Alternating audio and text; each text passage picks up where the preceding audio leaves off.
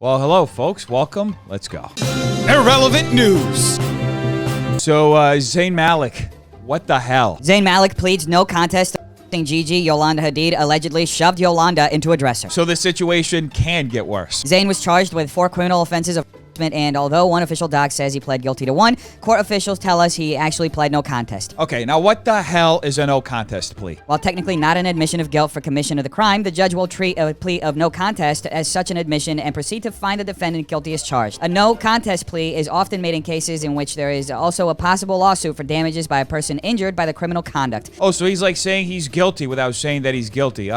I love it when law comes down to semantics, folks. According to the docs obtained by TMZ, Zayn was at Gigi and Zayn's Pennsylvania home on September 29th and got into a nuclear argument. He allegedly called Yolanda a effing Dutch slut, ordered her to stay away from my effing daughter. He said this, although it's hard to know why, the effing sperm that came out of my effing cock. That is such a loving way to talk about your daughter. I bet that when she grows up and she reads an article that talks about this exact interaction, she is going to just be so flattered that this is how he referred to her. Now, I am clearly speculating that when Zayn Malik said the effing sperm that came out of his effing thing, he is referring to his daughter. And he could obviously be talking about the whole litany of things that come out of the effing thing in the form of an effing sperm. So I guess we'll never know what the hell he was really talking about, huh? He then allegedly shoved her, Yolanda, into a dresser, causing mental anguish and physical pain. Zayn denies any physical contact. Well, that's an awful thing to allegedly do. As for the charge that he Gigi, according to court docs, he screamed at her, "Strap on some effing balls and defend your partner against your effing mother in my house." Sources with direct knowledge tell us Gigi was actually in Paris, but Zayn allegedly said this to her on a phone call during the incident. You know, this whole situation gets increasingly more depressing the more information that we get about it. I mean,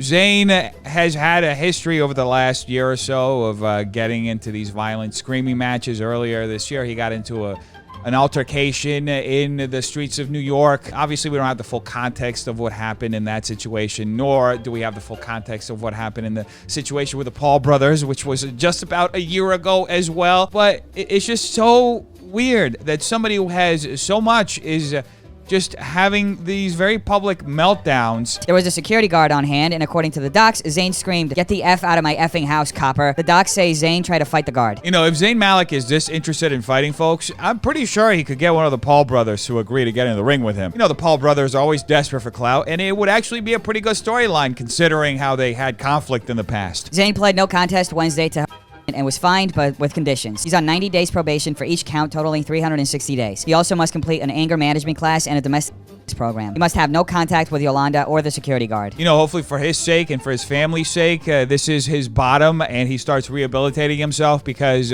I'm pretty sure that with this kind of behavior, it's going to be kind of hard for him to get custody of his child if it ever comes to that. Anyway, speaking of child, Jake Paul saw what was happening between Zayn Malik and Gigi Hadid and seized this opportunity to get some retribution for them humiliating him last year after he tried to fight Zayn Malik. Jake posted a TikTok laughing at the headlines talking about Zayn Malik allegedly striking Gigi Hadid's mother and Zayn and Gigi breaking up. And if you'll remember, the situation between Jake, Zayn, and Logan Paul became public last year after Jake tweeted about it, which prompted Gigi to respond in a way that completely leveled Jake Paul. And it sounds like Gigi's tweet really got under Jake Paul's skin, because as soon as news broke about Zayn's sentencing, Jake Paul retweeted that nearly 2-year-old tweet by Gigi Hadid saying, "Your respectful king punched your mom in the face." You know, folks, one can only dream of attaining in their lifetime the level of class that the Paul brothers have, because it takes a very special kind of person to just celebrate the breakup of a family. I guess Jake learned that lesson from the Keemstar book on how to be an absolute piece of shit. Anyway, folks, Logan Paul did not miss a beat and did what the Paul brothers do best, leashed off of the attention that the other brother is getting. Yeah, but you're still ugly. Ha ha ha ha.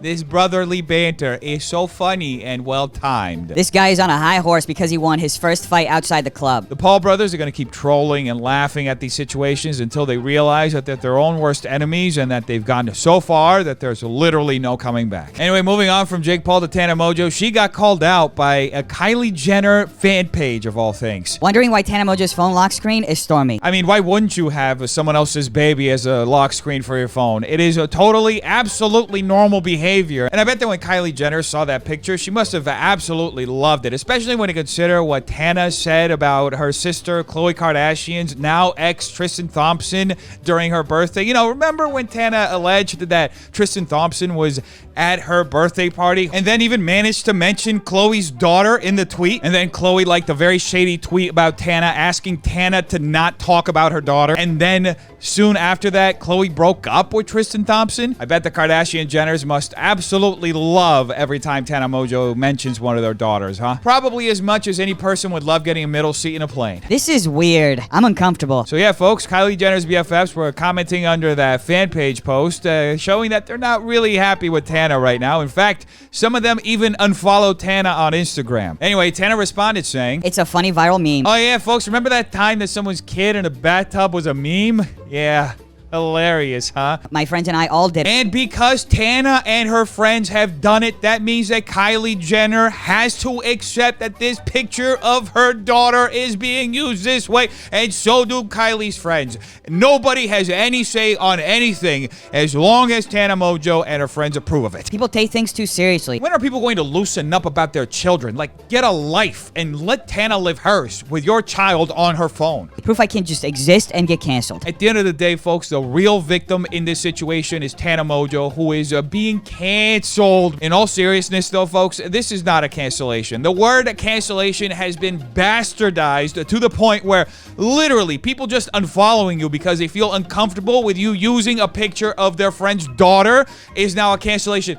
It's not, okay? It's just people having a very human reaction to something that, let's be honest, it's not fucking normal to have someone else's kid on your phone. Especially when you consider the full context of the situation. That just a few months ago, Tana Mongeau was using Khloe Kardashian's daughter as a punchline in a tweet where she was calling out Tristan Thompson for going out to parties instead of being with his daughter. I mean, you would imagine that, considering this full history, that the Kardashians would feel a little uncomfortable and maybe cringe whenever they see Tana mentioning their daughters or having them as a phone lock screen. Anyway, folks, Aiden Ross recently made a big revelation. The most money I've ever turned down was 1.5 mil, I think, a month.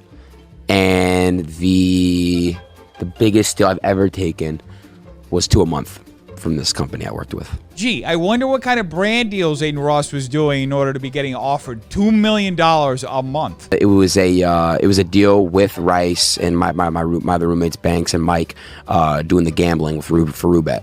Yeah, I remember Roobet. It's the same gambling website that gave the Nelk Boys a bunch of money to gamble on stream. Sounds like a super legit business like this Wendy's meat soda. And speaking of bad products, leaked DMs is showing that Valkyrae is trying to exit her newly launched skincare line. They just don't understand how this ruins my brand. They hate me for leaving the contract, but it's looking like it's possible, so I'm hopeful. You know, folks, if I were Ray right now, I would do a little bit of research with a lawyer before doing any more decisions that can get you into deeper trouble. I don't think she'll have to share this research, though. And in other news, iDubbbz recently exposed the rice gum. He wanted to do a boxing match. Down. If he's down, we'll make it happen. If not, then he's a pussy. Uh-oh, those are fighting words, folks. Especially if you're an intoxicated Logan Paul. Fast forward to present day, June 2021, not completely present, but this year, Rice Gum reaches out to my wife, my precious wife. And you know what he says? He says that iDubbbz is irrelevant and that he's fallen off.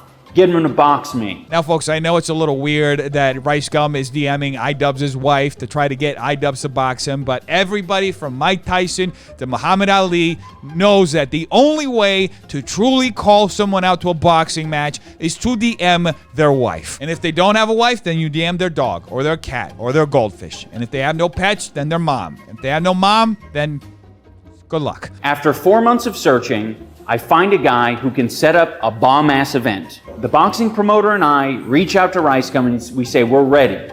We're ready to set up this event. And what does Rice Gum do? He ghosts the boxing promoter repeatedly. He ghosts me repeatedly. Oh no, who could have seen that one coming, folks? Rice Gum is a bitch. Or as he would say it, he's a pussy. Anyway, folks, Rice Gum ended up responding with a statement on SnitchStar saying that iDubbbz isn't relevant and that he doesn't even get 2 million views a video. But at the end of the day, folks, we all know that Rice Gum is just far too busy doing gambling streams for little kids to follow through with his word. And honestly, it's putting a lot of weight on Rice Gum to expect him to have any integrity whatsoever. And speaking of SnitchStar, Ethan Klein and the H3 podcast recently exposed him for, guess what? Snitching. Keemstar, when I go HBO, you broke YouTube rules. You're lucky I didn't someone didn't turn you in for this. You're Self-report. Wait, what? He said, you're lucky I didn't Somebody didn't turn you in for this. We should take a moment right now, folks, and recognize a Snitch Star because this is a testament to him, the fact that he can expose himself far more than anyone else can expose him. At the end of the day, folks, I think it's in Keemstar's best interest to just accept that he's YouTube's best and most premier rat because he is way better at reporting other people's content to YouTube than he is at actually reporting the news. And now a palate cleanser.